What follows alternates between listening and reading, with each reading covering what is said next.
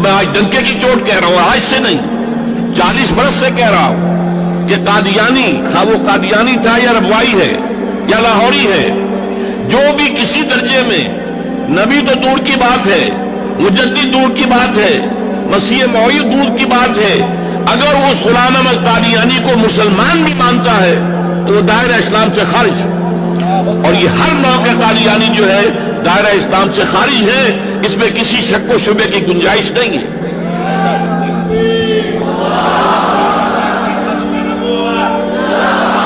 البتہ میں ذرا ایک نقطہ علماء کرام کی توجہ کے لیے پیش کرنا چاہتا ہوں۔ میرے نزدیک ختم نبوت کے 2 مفہوم ہیں۔ ایک یہ کہ پہلے نبوت تھی حضور سے پہلے، آپ کے بعد نہیں ہے۔ جیسے ہم کہتے ہیں آٹا تھا ختم ہو گیا، پیسے تھے مک گئے۔ دوسرا مفہوم کیا ہے؟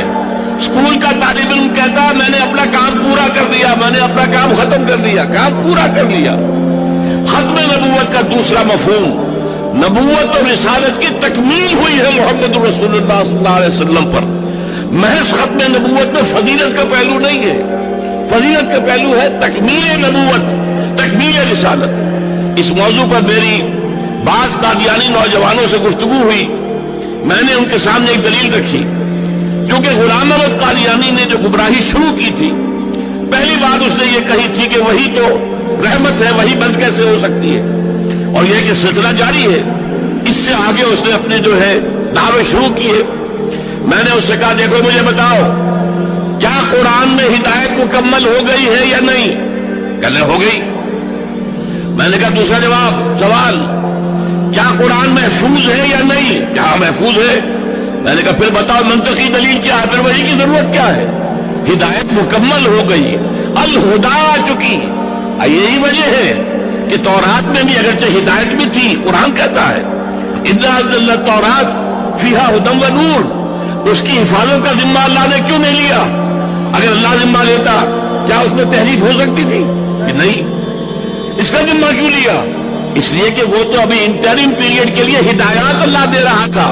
الہدا، the guidance, the total guidance, the complete guidance, the eternal guidance ابھی یہاں نہیں تھی، لہذا اس کی حفاظت کی گئی ہے، سابقہ کی حفاظت کی ضرورت ہی نہیں تھی۔ پھر دین کامل ہوا، الیوم اکملت لکم دینکم واتممت علیکم نعمتی، یہ اتمام، تکمیل، اور یہ جو فرمایا آپ نے انما بعثت لاتمم مکارم الاخلاق، مجھے اس لیے بھیجا گیا ہے کہ اخلاق کی بلندیوں کی تکمیل کر دوں۔ اکمال ہو، تکمیل ہو، اتمام ہو، تتمیم ہو، یہی تو الفاظ ہیں جو محمد رسول اللہ کے لیے استعمال ہوتے ہیں۔ یہ تکمیل نبوت کے بعد ایک سادہ سے آدمی سے بھی پوچھئے، ایک گلاس لبالب بھر گیا ہے پانی سے، اب کون سا پانی ڈالو گے، کہاں ڈالو گے؟ اب اس کے اندر کسی پانی کی گنجائش نہیں ہے۔ ہدایت خداوندی، اليوم اکملت لکم دینکم واتممت علیکم نعمتی، اور نعمت کیا ہے؟ نعمت ہدایت۔ اس لیے کہ دنیا کی کوئی شے نعمت نہیں ہے جب تک کہ نعمت ہدایت ساتھ نہ ہو۔ صحت نعمت نہیں ہے اگر ہدایت نہیں ہے، اس لیے کہ غنڈہ گردی کرو گے، اپنی صحت کو غلط استعمال کرو گے۔ دولت نعمت نہیں ہے اگر ہدایت نہیں ہے، عیاشیاں کرو گے، بدماشیاں کرو گے، اور تم لوگوں کو کے اوپر دولت کا دھوس جماؤ گے، اصلاح و تبذیر کرو گے۔ لہذا نعمت ہدایت، اس کے ساتھ ہر شے نعمت ہے، وہ نعمت کامل ہو چکی محمد رسول اللہ پر، اس کی حفاظت کا ذمہ لے لیا اللہ تعالیٰ نے ابد الآباد تک، اس کے اندر کوئی بھی تحریف نہیں ہو سکتی۔ ایک نقطہ صرف اور اجازت چاہتا ہوں کہ ہمیں یہ چاہیے کہ اس ملک میں نفاذ شریعت کی پوری تحریک کو پوری مضبوطی کے ساتھ کھڑا کریں۔ یہ قادیانی ناسور ختم نہیں ہوگا، پوری مغربی دنیا اس کی پشت پر ہے، یہودیت اس کی پشت پر ہے، چاہے پروٹسٹنٹ عیسائی ہو وہ بھی پشت پر ہیں، چاہے کیتھولک عیسائی ہو وہ بھی پشت پر ہیں، چاہے ہندو ہو وہ بھی پشت پر ہیں۔